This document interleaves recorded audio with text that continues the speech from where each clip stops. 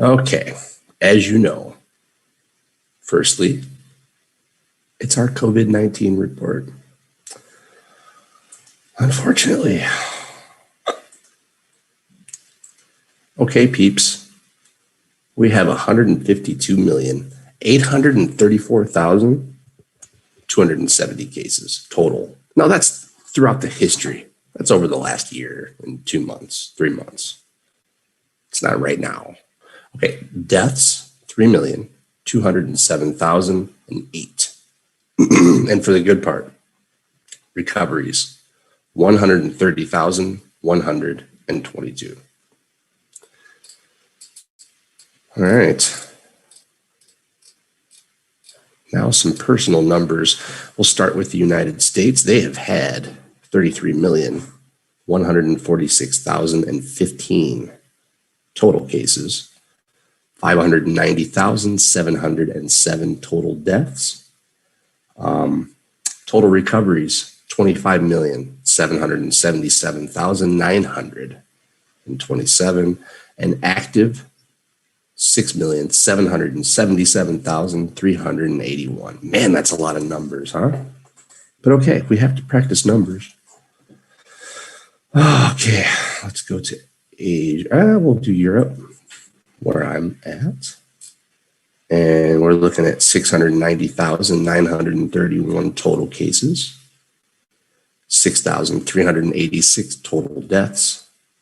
The good part, 638,811 total recovered, and 45,734 active. Not so bad compared to the past. Okay. Asia. India is having such a bad problem right now. Really bad. I feel so sorry for India. 19,557,457 cases, 7,801 new cases. That's early today. 215,542 deaths. 15,992,271 recovered, and over 3 million active cases, 3.349 million. I'm going to say it like that. Yikes. Okay. Let's go way down the list and find Hong Kong, 11,783 total, 210 death. Put an S on the end. 11,432 total recoveries. This is great. And only 141 active. That's nothing. Okay, Taiwan, 1,137 total. 5 new. 12 have died.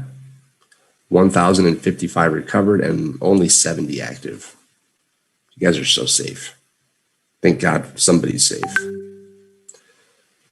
Okay. On to part 2 of the 60th edition, and that is the vaccine report, of course. All right. Let's get there.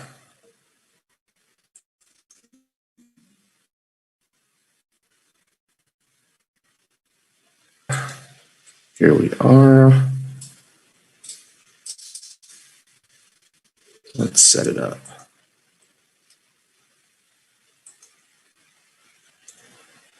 Okay. Wow, look at these numbers. Israel over 100. Chile, who we're talking about today, 77.25%. Bahrain, almost 73. US, almost 72. UK and US, identical. Okay. Hungary, 61.82. Uruguay, 52.8. Serbia here, 51.65. Germany, 34.34. France, 31.28 or 58 rather. Turkey, 27.05. Brazil, 20.09. India, 11. These are all small islands, huge numbers, but just little tiny islands. Okay. Wow. I think Emirates is really high too. Oh, yeah, 106. I think when it's over, this means they've given vaccines to other people, like the Palestinians.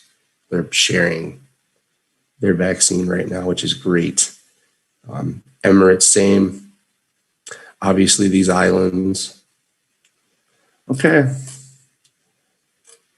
No more bad news. That's going to end it for this edition of the vaccination report. Coffee break.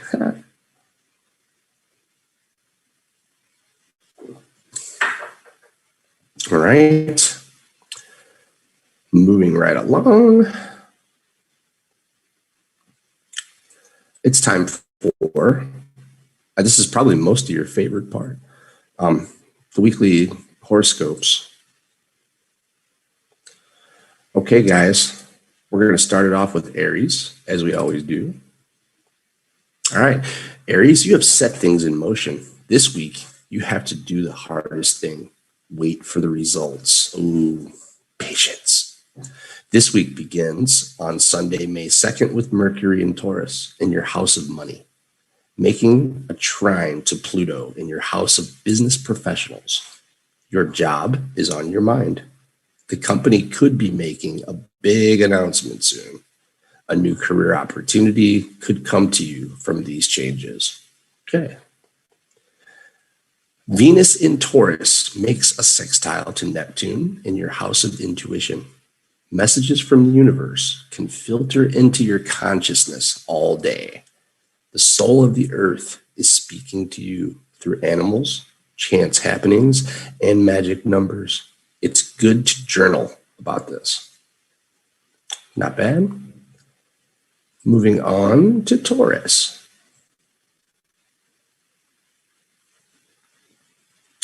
Okay.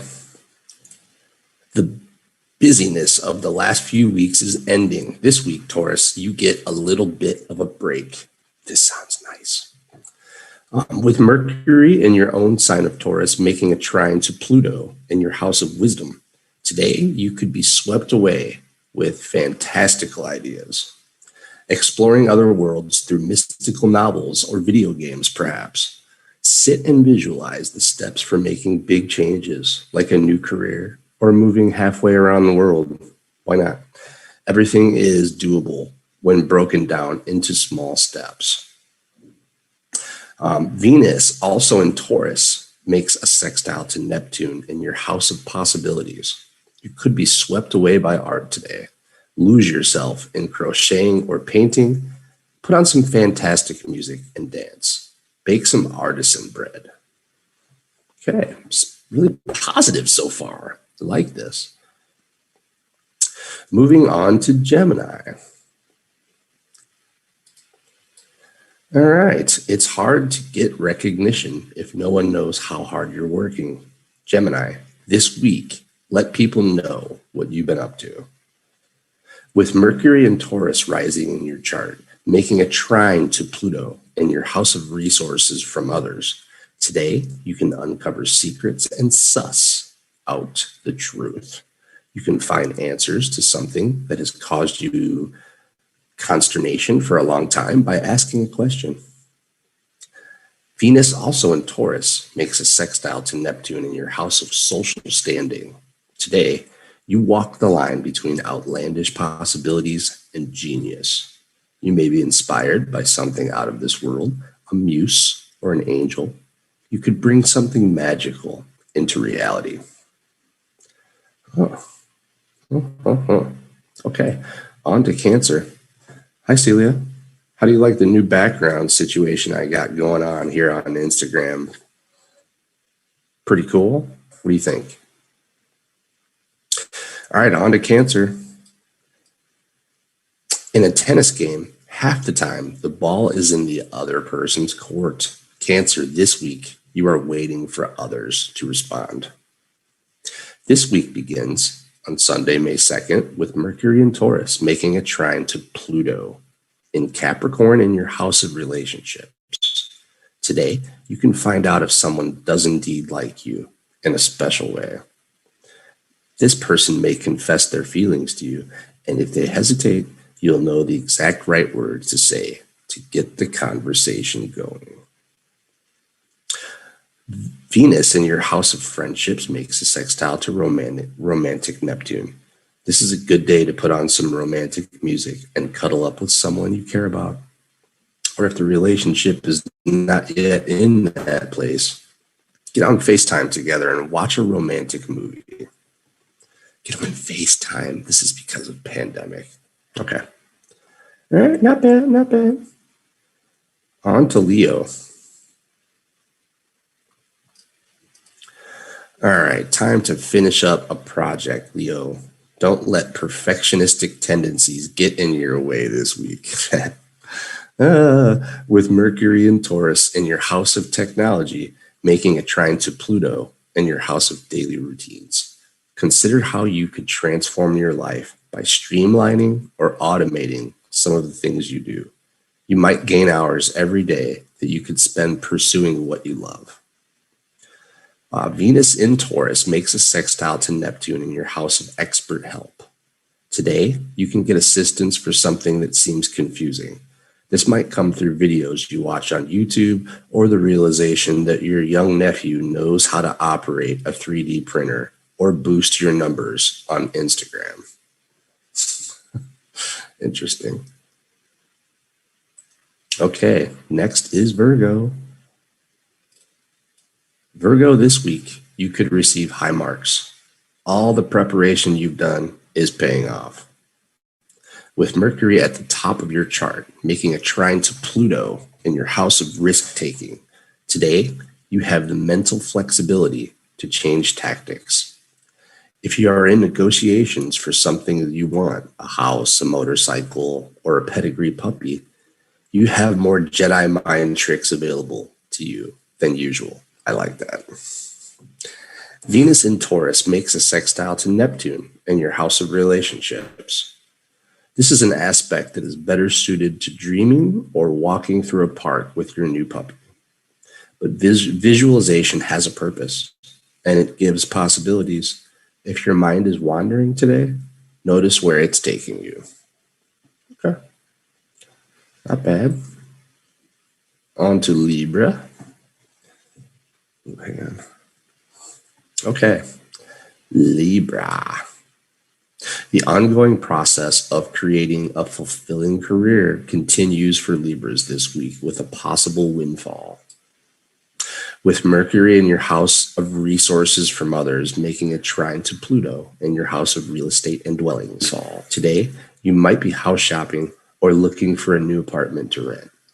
You're likely to know if the plumbing works well, whether the neighbors are quiet, and if the landlord is decent. That's important. The secrets of the dwelling are revealed to you today.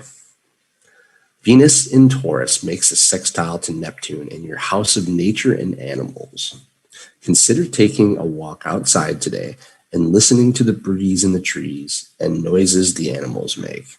There can be messages for you in these sounds. This is a day to speak to your angels and guides. Okay. On to Scorpio.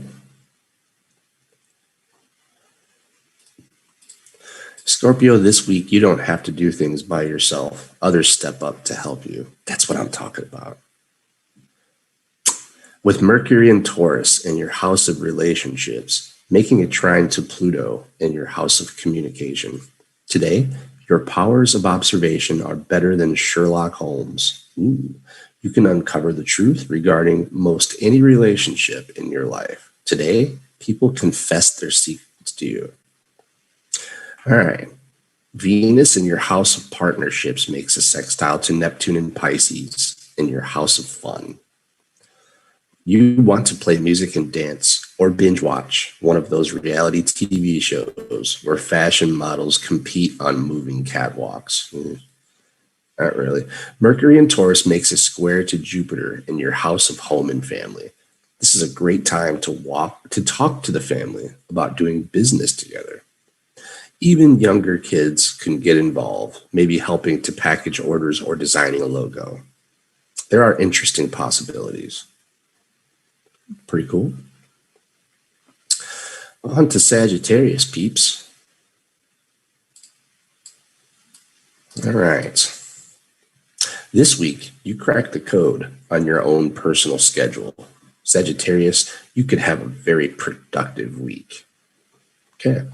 This week begins in Taurus in your house of work, making a trine to Pluto in your house of finances. Today, the truth is revealed.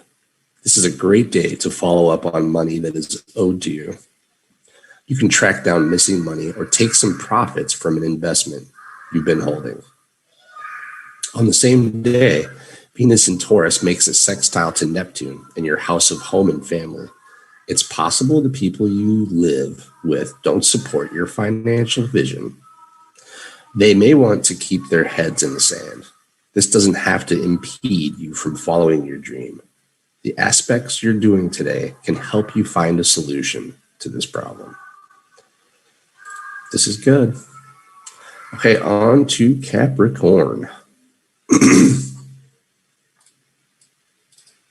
All right, there is a time for work and a time for rest. Capricorn, this week, it's time to rest and recharge. With Mercury and Taurus in your house of creativity and risk-taking, making a trine to Pluto in your own sign of Capricorn, today is a good day to do a pros and cons list about what you want to do with your life. You can be laser focused and find why something is going to work or what to look out for. Don't waste this energy on something small.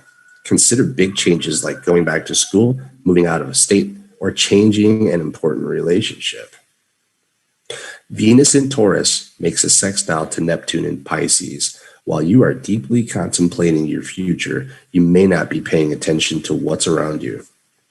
You may have to ask people to repeat what they said because your head is elsewhere. Not good, Capricorn. Better rest it up. All right, Aquarius. What do we have for Aquarius? Aquarius, you may love adventure, but this week there's no place like home. Happy things happen around your home and family now. With Mercury and Taurus in your house of ancestors, making a trine to Pluto in your house of psychic ability. Today, you could receive a message from your great-great-great-grandfather. You might have dreams sent to you by spirits on the other side. This is a good day to practice mediumship. All right, with Mercury and Taurus in your house of ancestors, making a trine to Pluto in your house of psychic ability. Today, you could receive a message from your I just read this, Brandon. On the same day, Venus in Taurus makes a sextile to psychic Neptune in Pisces. This placement is good for enhancing your intuition through psychometry, where you receive psychic impressions through objects. Consider wearing your great-grandmother's pendant or hang a picture of an ancestor in your home. Today, you are reaching to the other side. This has been the most interesting one yet. Good for you, Aquarius. And last but not least, Pisces. All right, a big project is done and put to bed. Pisces, you have a reason to celebrate and dance. With Mercury and Taurus in your house of communication, making a trine to Pluto in your house of community and organizations, today you can lead a group, take command, and make changes from top to bottom. Or you can start a group together of like-minded people to share information with. Today, consider how to interact with the community. All right, Venus in Taurus makes a sextile to Neptune in your own sign of Pisces. Today, bring some art and beauty into your life. You may be interacting with the community through music, dance, or design. All right, mostly positive this week. It's going to do it for the 60th edition of Astrology. That would be a lie. We haven't done it 60 times, but it's the 60th show, so it's the 60th edition, whatever. All right. Now we're going to move it on to the 60th edition of Vocabulary. And by the way, forgot to say this immediately. This is so ironic because today, where I live, is Easter Sunday. This is a Christian Orthodox country that I live in, and today is Easter. And we're talking about the Easter Islands. Crazy, right? Unreal. Okay. The first word for the 60th edition is Chile, the country of Chile. Say it with me, everybody. Chile. Very good, very good. Okay. Chile is in South America.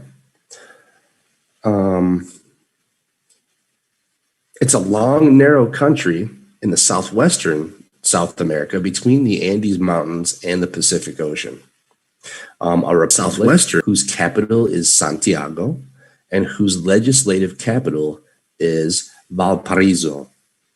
Area 291, 933 square miles, 756,102 square kilometers, and the population is 17,925,000. All right. Second word of this week is moai. Moai. And this is the best part of the show. Say it with me, everybody. Moai. Very, very good. Okay. Ooh, hold on one second. I'm freezing up here. Bear with me, technical issues.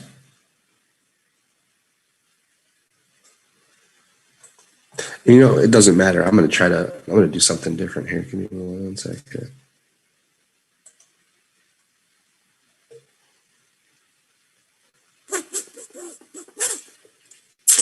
This might be my favorite subject yet, by the way. Okay, moai are monolithic human figures carved by the Rapa Nui people on Easter Island in eastern Polynesia between the years 1250 and 1500. And we'll get back to more on that for sure. All right, next word is myth. Myth.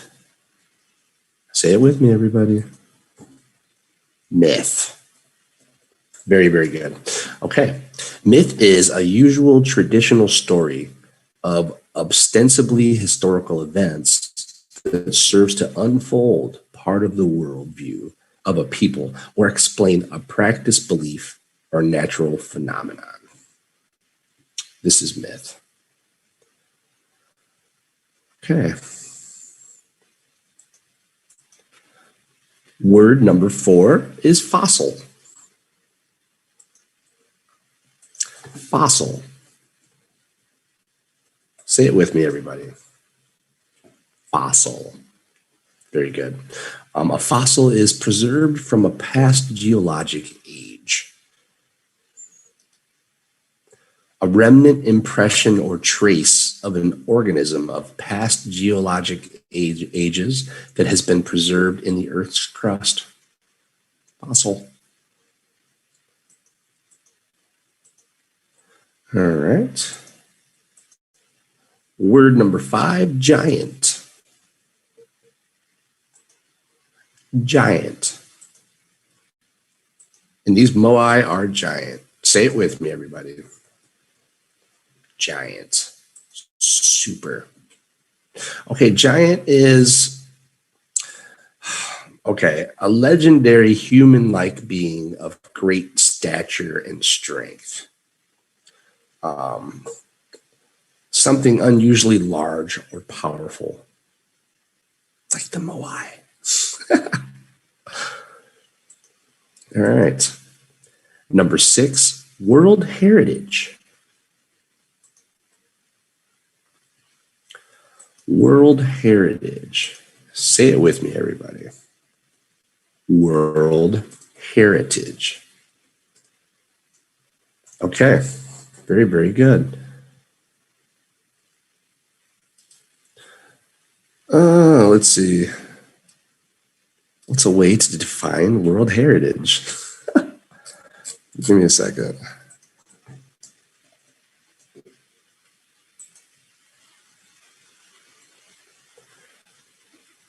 Not in the dictionary. Okay. World Heritage is the designation for places on Earth that are of outstanding universal value to humanity and as such have been inscribed in the World Heritage List to be protected for future generations to appreciate and enjoy. That's perfect. All right, moving right along to number 7, which is totem. Totem. Say it with me, everybody. Totem. Very good. Totem is an object serving as the emblem of a family or clan and often as a reminder of its ancestry. Usually carved or painted representation of such an object.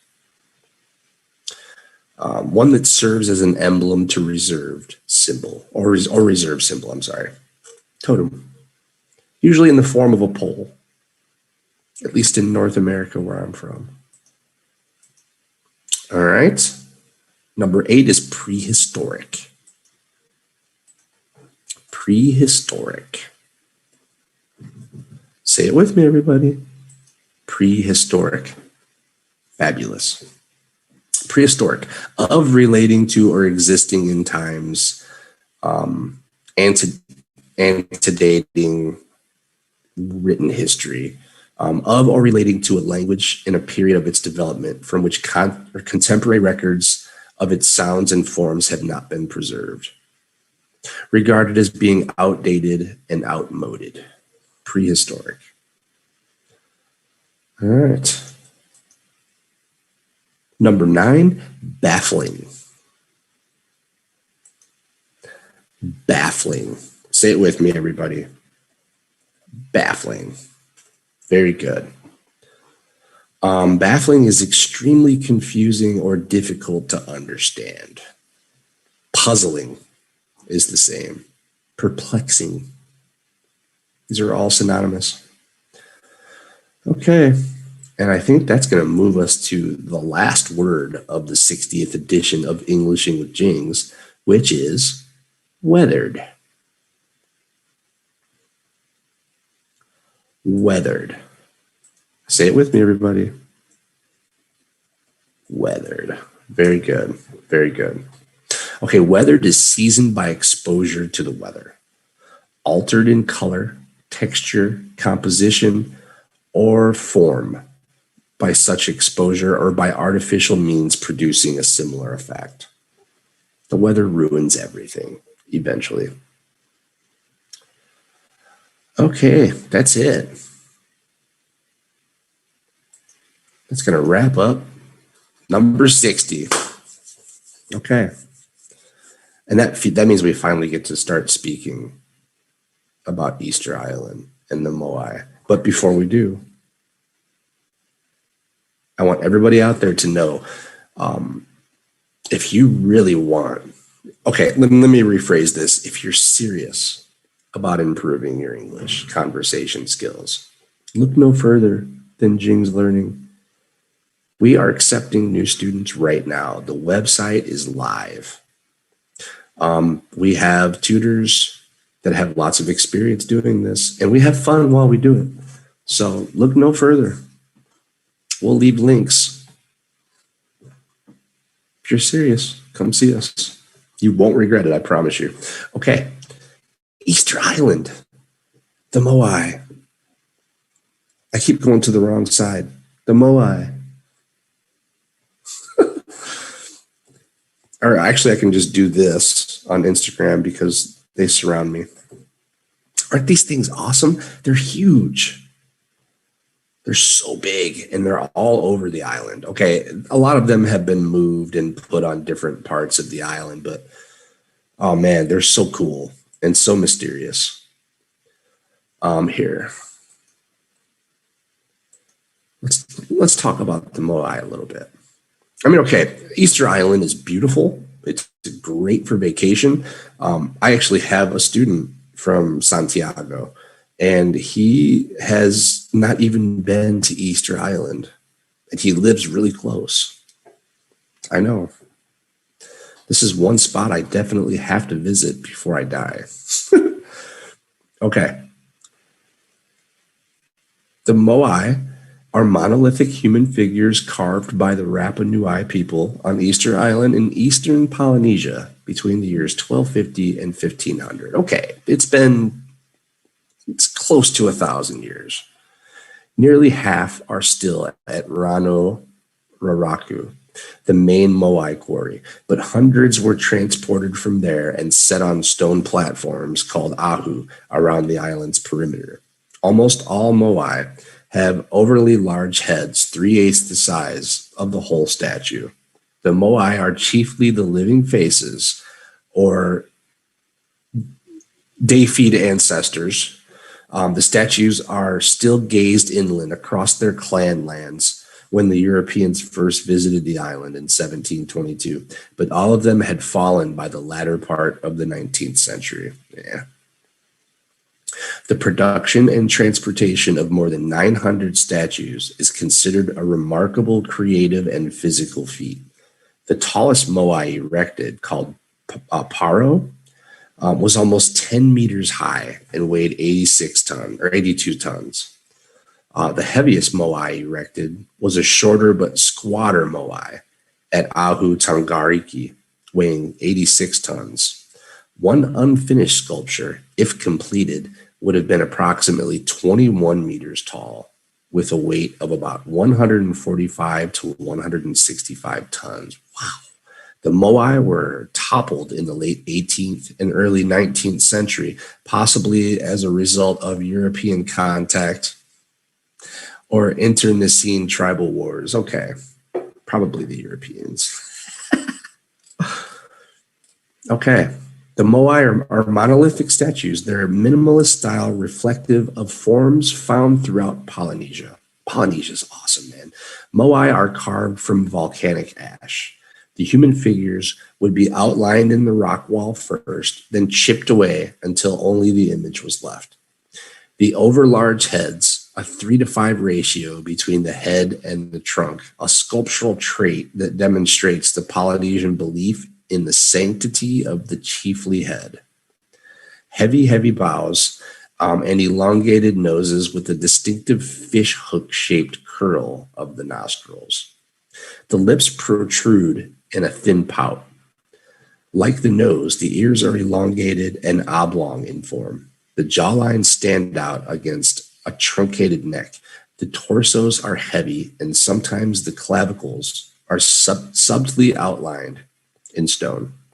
The arms are carved in bas relief and rest against the body in various positions. Hands and long, slender fingers resting along the crests of the hips, meeting at the hami, loincloth, with the thumb sometimes pointing towards the navel. Generally, the anatomical features of the backs are not detailed, but sometimes bear a ring and girdle motif on the buttocks and lower back. Except for one kneeling moai, the statues do not have clearly visible legs. Okay. Let's talk about symbolism, okay?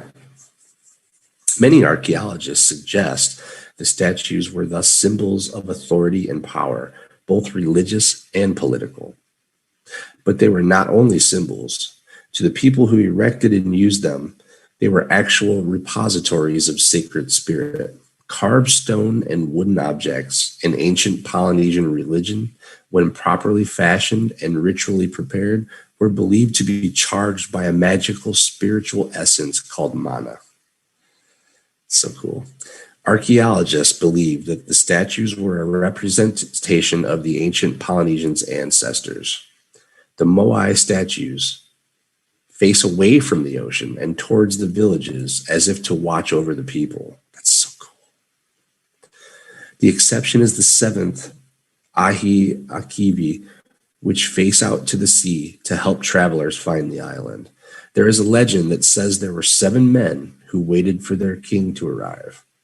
A study in 2019 concluded that ancient people believed that quarrying of the moai might be related to improving soil fertility and thereby critical food supplies.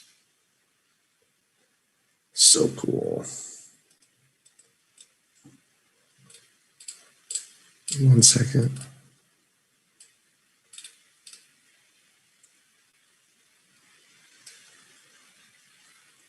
Okay, we can talk about the toppling from 1722 to 1868. They were toppled. All these statues were knocked over. So bad.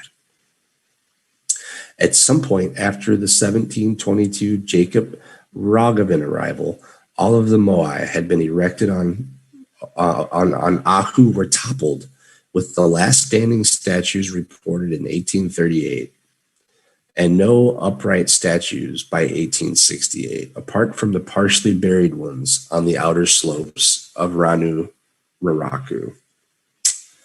Okay, oral history include one account of a clan pushing down a single moai in the night, but others refer to the earth shaking, and there are indications that at least some of them fell down due to earthquakes. Okay, that makes sense. Some of the moai toppled forward, such as their faces were hidden, and often fell in such a way that their necks broke. Others fell off of the back of their platforms. Today, about 50 moai have been re-erected, and their ahus are at museums elsewhere. Okay. The Rapi Nui people were then devastated by the slave trade that began on the island in 1862. Within a year, the individuals that remained on the island were sick, injured, and lacking leadership. So the survivors of the slave raids had new company from landing missionaries. The remaining populace converted to Christianity. Native Easter Islanders lost their identity. So sad. At first, their style of clothing and then their tattoos and biting were banned by the new Christian prescriptions. The history of their ancestors was they were then subject to removal from their native lands and are made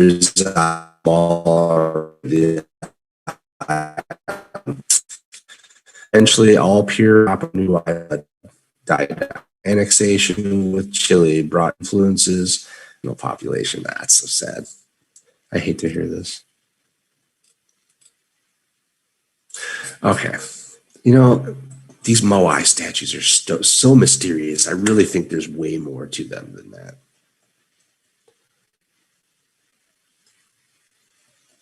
And we're going to talk about that.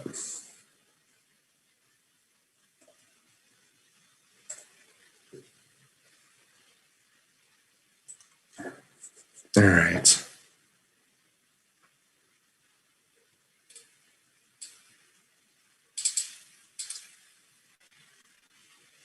Here we go. Rapa Nui's mysterious moai statues stand in silence but speak volumes about the achievements of their creators. The stone blocks carved into head and torso look like the Anunnaki when you watch, like, I don't know, history conspiracies. They really do. All right, a Polynesian society blossomed in this unlikely locale after hardy souls somehow navigated a fleet of wooden outrigger canoes to this tiny speck in the vastness of the Pacific Ocean. Here in isolation, some 2,300 miles, 3,700 kilometers west of South America, and 1,770 kilometers from the nearest neighboring island, the Rapa Nui developed a distinct architectural and artistic culture. That culture reached its zenith during the 10th to 16th centuries when the Rapa Nui carved and erected some 900 moai across the island. That's so amazing. It's generally thought that the Rapa Nui's demise resulted from an environmental catastrophe of their own making. It's not clear when the island was first settled. Estimates range from AD 800 to 1200. It's also not clear how quickly the island ecosystem was wrecked, but a major factor appears to be the cutting of millions of giant palms to clear fields or make fires. It is possible that Polynesian rats arriving with human settlers may have eaten enough seeds to help to decimate the trees. Yeah, terrible. Either way, loss of the trees exposed the island's rich volcanic soils to serious erosion. When Europeans arrived in 1722, they found the island mostly bare and its inhabitants few. Today, tourists are numerous, and most visit the Ranu Raraku quarry, which yielded the stones used for almost all of the island's moai. Rapa Nui's ancient inhabitants left the quarry in a fascinating condition. It is home to some 400 statues which appear in all stages of completion. Meanwhile, across the entire island, many moai are reversing the creation process and deteriorating rapidly from priceless carvings back into plain rock. The volcanic stone is subject to weathering, and intensive conservation efforts are needed to help preserve Rapa Nui's stone legacy in its present awe-inspiring form. Okay, how to get there? It's miraculous that Polynesian people ever reached Rapa Nui in the first place. Getting there today is far easier, but the island is still very far afield. Long flights service Rapa Nui from Santiago, Chile, and Tahiti. When should we visit? High season on Rapa Nui in the southern hemisphere, summer through January to March. Through winter, it can get a bit chilly. Average maximums still hover around 22 and minimums at 14. So the weather is really rather pleasant year round. Reduced crowds are an added attraction in the off season. I would totally go in the off season. Let's see. And that's it. That's all they show, huh? Okay. Give me one moment, peeps.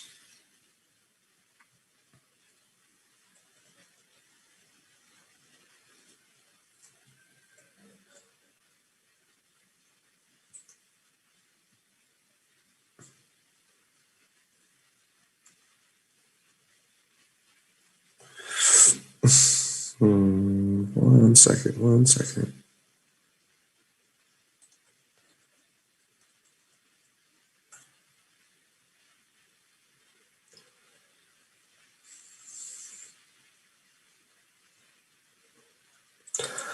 Oh, I have to be able to find at least one. Come on. Is it that mysterious? It's so mysterious. There's no information on the internet. Hold on.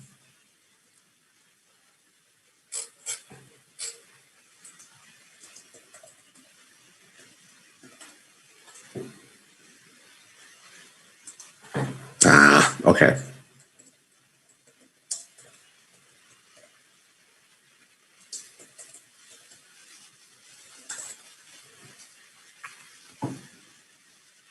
Jing said, Okay, we have to watch one of these. Okay, here we go.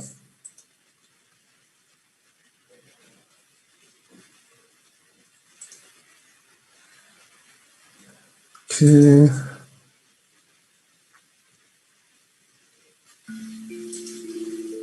No.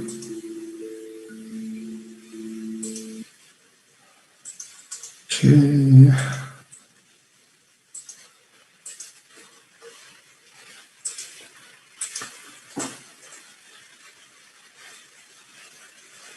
All right, we're gonna watch a little video, guys.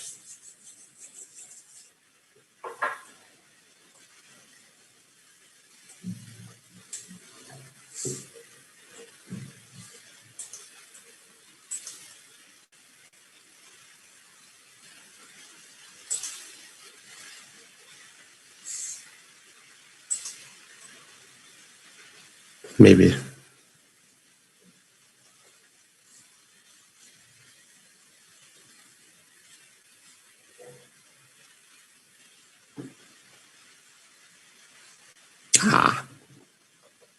Brief history of Easter Island, everybody.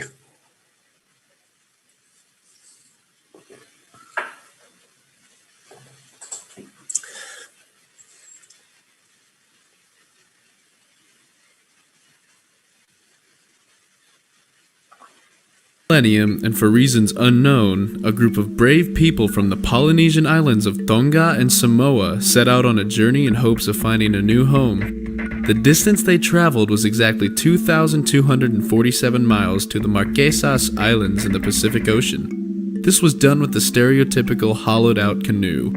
After this amazing feat of seafaring skills and pure ambition, the Polynesian explorers were far from finished.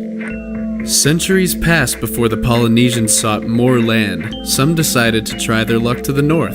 This was the group that would eventually settle the serene Hawaiian Islands. At the same time, others chose to go south. After another incredible voyage, a voyage made by one family with 2 canoes according to native tradition, the island of Rapa Nui was discovered and inhabited.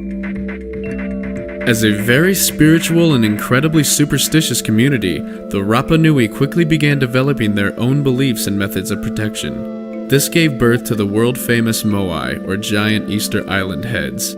Carved directly out of rock quarries and transported into place by rolling tree trunks and sheer manpower, the moai were believed to be the spirit guardians of the island. There was one giant statue for each family on the island, and on an island of just 64 square miles, resources depleted fast. Well into the second millennium, the moai culture quickly got out of hand. Not only were the few trees left on the island becoming extinct, but there was also fierce competition among families and clans to build the biggest and most impressive moai. Trees that were completely native to the island were now completely gone, and the people felt the consequences of not taking care of the land provided to them. All of this sparked a kind of dark ages fueled by cannibalism and civil war. Researchers say that they would not be surprised if the population exceeded 15,000 at its peak. However, only a couple thousand were estimated to inhabit the island when the first European sailors arrived in 1722. There is no way of knowing the true amounts of population density fluctuation before European arrival, but everyone has their rough estimates. What we do know, however, is that after the terrible period of decline caused by the moai builders, people began to intensely resent the ways of their ancestors. That kinda sounds familiar in a way. Anyways, another system of beliefs began to severely grow in popularity by this time, known in English as the cult of the Birdman. I am not making this up. It is unknown whether this belief system existed alongside the moai culture, or if it began as a result of the downfall, but we do know it was the most prevalent religion on the island from the fall of the moai to the arrival of Roman Catholicism. The Birdman religion is, frankly, pretty cool. Here's how it basically works. The religion revolves around the need for a supreme figure above all clan leaders to represent the association with their chief deity, moai. This was done through a deadly annual competition. First, a shaman figure from each clan would put forth a competitor revealed to him in his dreams. These contestants would compete for their clan leaders. They were not the leaders themselves. The competition consisted of scaling down the 820-foot cliff known as Ranu Kau, next to the cliff-top village of Orongo, where most community members would be as they sent their representatives on this journey. Once down the cliff, they would need to swim a large distance to the nearby island of Motu Nui, where the sooty turnbirds would be laying the first eggs of the season. The object of this competition was to be the first to hold this egg and bring it back to Orongo unbroken. Once the egg is found, though, it is basically over. The winner shouts a certain phrase back to his clan leader, who then begins the process of becoming sacred for the next year. All competitors must return upon hearing the winning call, though the winner himself may return when he feels spiritually ready. The clan leader then spends a year in seclusion, receiving gifts of food and valuables, along with his clan retaining the rights to all turn eggs for that year. However, as you can imagine, not all the competitors made it back home. They were subject to shark-infested waters and falling off a huge cliff, not to mention drowning. But this way of life was arguably the good years in Rapa Nui, with famine and conflict not being an enormous issue. One recently discovered and fascinating fact about this period of Rapa Nui history is that there is evidence to show indigenous peoples from South America made it to the island and brought various goods such as the sweet potato, not native to Polynesia, and it's a staple of Rapa Nui diet even today. There is even evidence to support assimilation between the cultures. As with almost every story from antiquity about a native people, things got very ugly when white men showed up. The first European to land in Rapa Nui was Dutch explorer Jacob Roggeveen. He was the one to name the island in honor of the day they landed, Easter Island.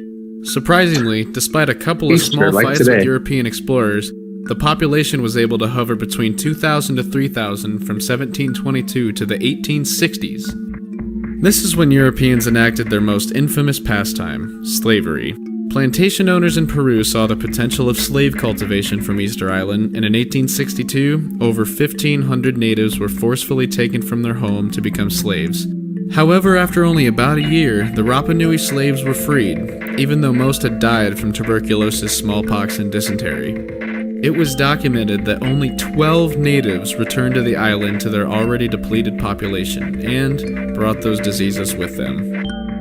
Along with the freed slaves, the first Christian missionaries arrived at the island in 1864, having the entire population converted to Catholicism within just 4 years.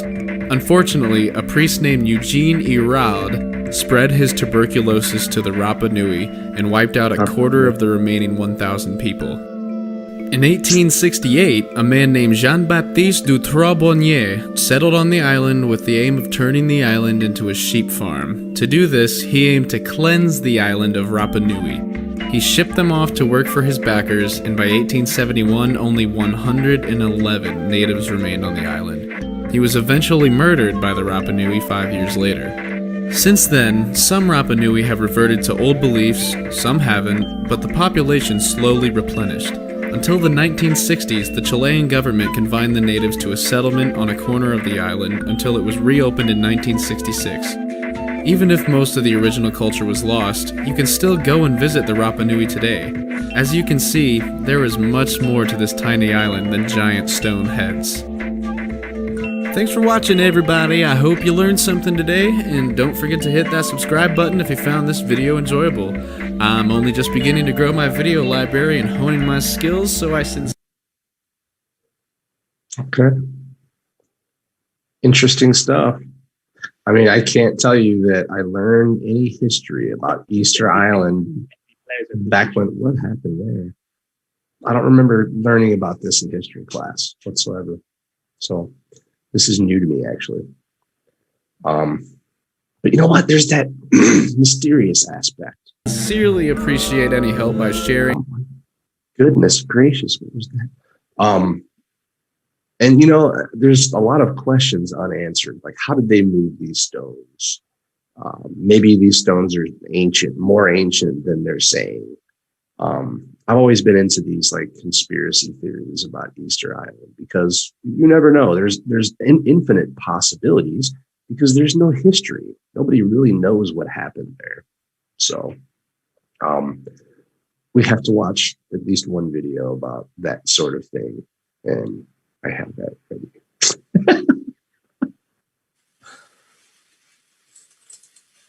So having said that, let's get right into the more mysterious aspect of Easter Island, because that's what I'm all about. What, did I become a moai? I didn't even realize that. What happened? The moai speak. Pretty cool, huh? All right, I can't. I wish his mouth moved. That would be better.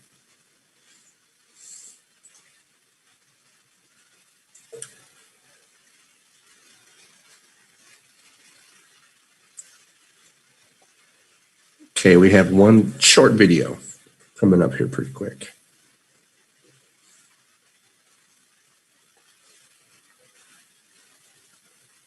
This is the stuff I like.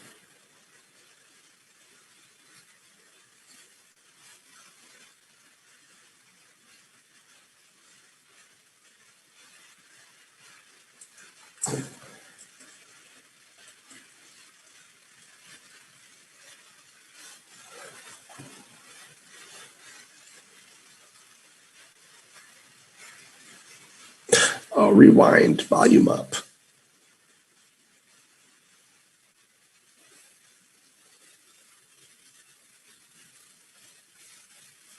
I cannot hear.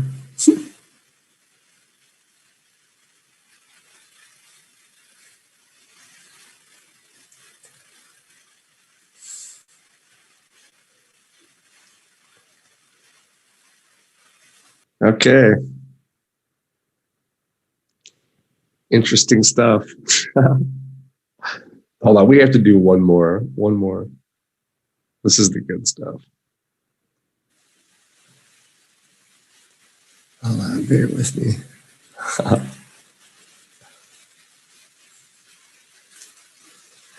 Let's see.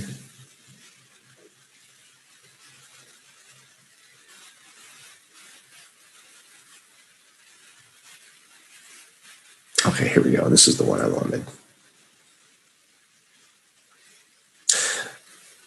Oh, it won't. What?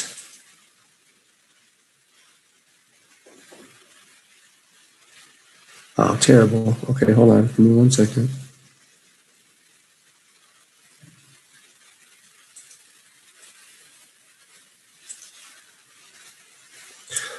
Where is the other one? Oh, come on, man.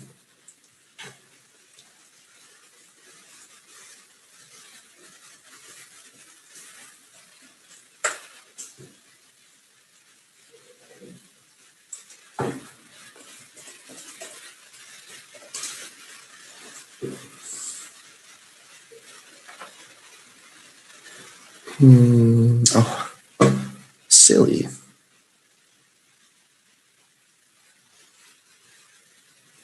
Okay, this one.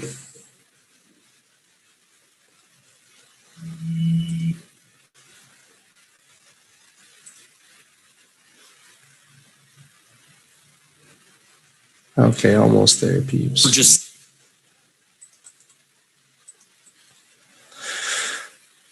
Last one.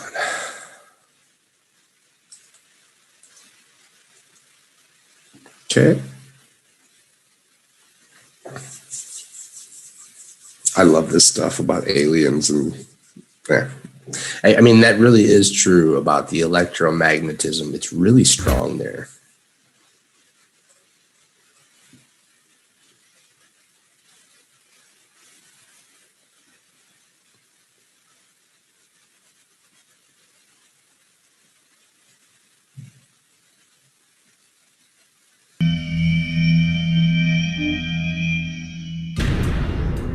Easter Island is in eastern Polynesia within the Pacific Ocean, and what it's most famous for is the many hundreds of huge stone statues of these human forms, oversized human heads with bodies that are almost always partially buried beneath the ground.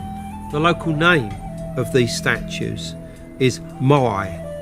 And these statues would seem to represent deified ancestors. They're manufactured from local volcanic rock. In size, they can be as much as 30 or more feet in height, and they can weigh anything up to 80 tons apiece. The moai are enormous blocks of stone, and they moved several hundred of them from the quarry quite some distance to the platforms around the edge of the island, and there have been many theories over the years as to how they were moved. The first theories thought that they must have been dragged horizontally on sledges or rollers or something of that kind. On the other hand, many people, including myself, would say we think it's more likely they were moved vertically. It would be very dangerous to lower a standing statue down to the ground, then drag it for how many miles, and then have to raise it again at the other end. the idea that the trees were cut down at some point falls by the wayside because wooden rollers would not be able to support the weight of some of these statues. So you have to wonder, how were these moai transported back in the day? So there are traditions of something called mana on Easter Island, which is spiritual power, which was supposed to be imbued actually into the stone moai themselves. And some of the traditions describe them walking from the quarry to their platforms. So one has to wonder if mana was some type of extraterrestrial technology that allowed these stones to be levitated into place.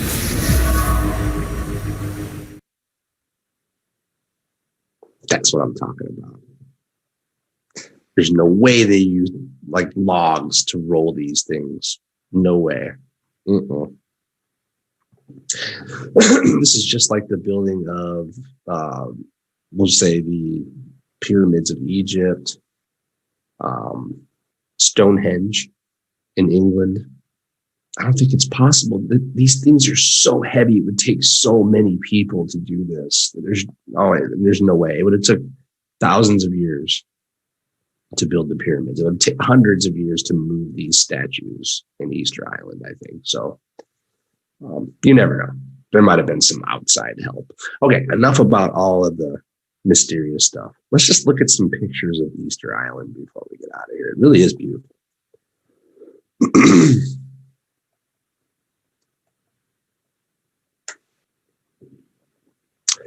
Let's go to some imagery. Okay, hold on 1 second.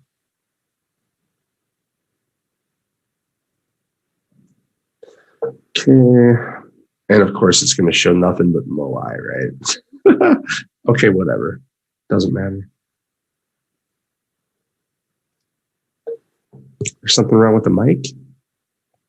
Still? Testing? Okay. Okay, if you didn't hear me a second ago, I'm just going to share some pictures of Easter Island.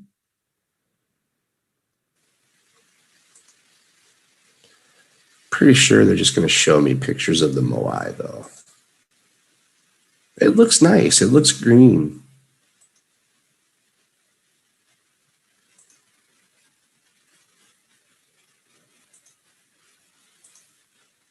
That's a funny one. Oh, they look really bad, really weathered.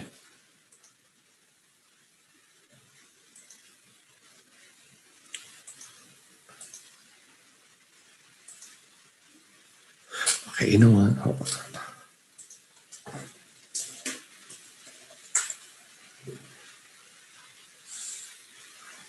There we go.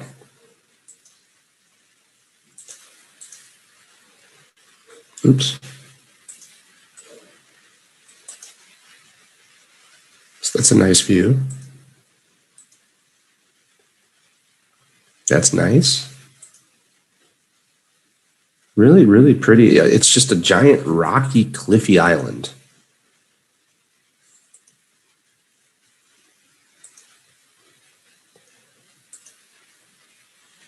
This is nice. I would definitely visit.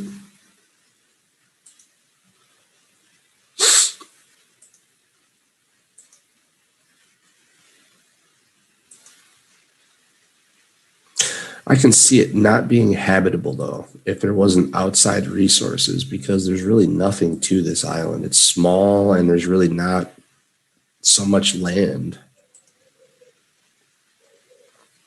There's a full moai. You can see the arm. There's just basically no legs.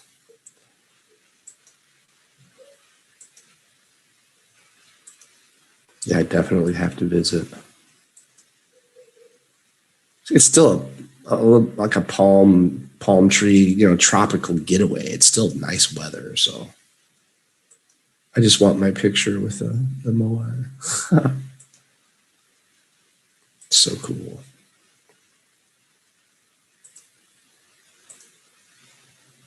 Very nice.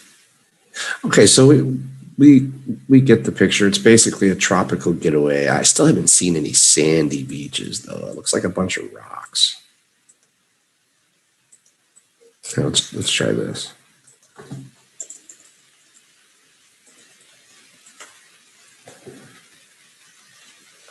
Okay, now we're talking.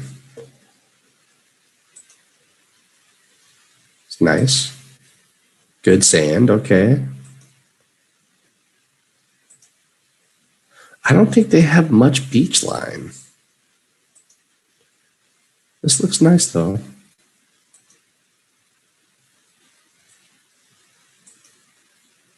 Pretty, definitely pretty. It's like Hawaii, I suppose. Volcanic island. Okay, I'm wrong. They have lots of beach lines.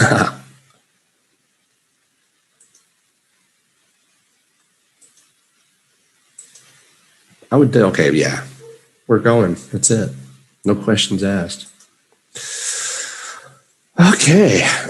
Ooh, stretch. Coffee.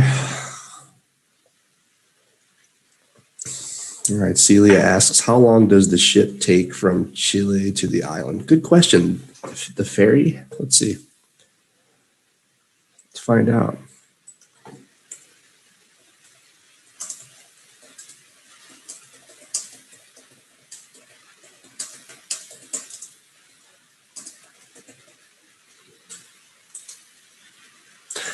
Okay, let's see. Getting to Easter Island via boat.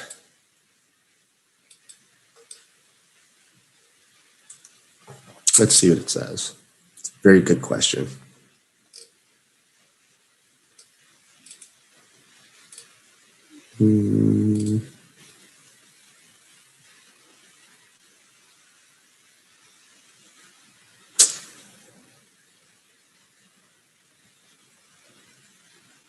It looks like they just pretty much do flights. I mean, a cruise ship stops there.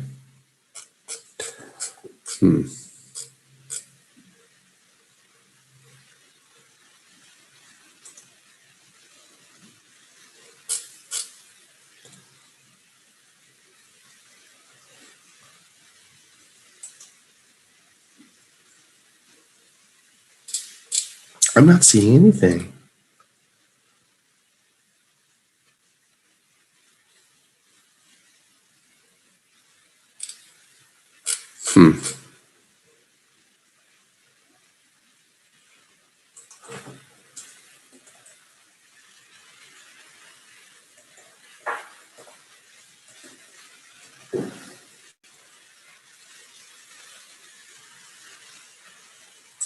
Yeah.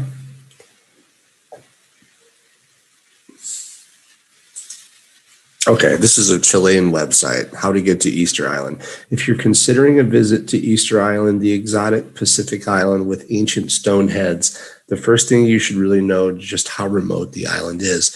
Put aside any ideas that you can get to it in only an hour from mainland Chile. It's more than 2,000 or 3,000 kilometers from the mainland, so most people who wish to get to Easter Island will do so leaving from Chile, particularly the capital of Santiago. And the most common method is a flight that is operated by Chile's own LAN Airlines. Flights only operate on certain days from Santiago, so do take this into consideration when booking. Flights only occur on Monday, Thursday, Friday, and Saturday in the height of the tourist season. It may be difficult to get a seat unless you book in advance. And it's all flight information. Oh, here we go. Yeah, a cruise ship. A cruise ship. There's no ferry. You basically have to use a cruise ship. Like you have to go on a full cruise that stops at Easter Island. The island is simply too far from the mainland to justify a ferry service. There we go. So, nah. Flights only from Santiago, the capital of Chile. That's it. Okay, this has been great. Really, really great. We learned a few things about this mysterious island, and I had a blast. So, on behalf of Jing's Learning, the #1 place to improve your English conversation, I'm Brandon Lofshire. It was a blast. I'll see you guys next week for number 61. You know it's going to be something amazing. Bye for now.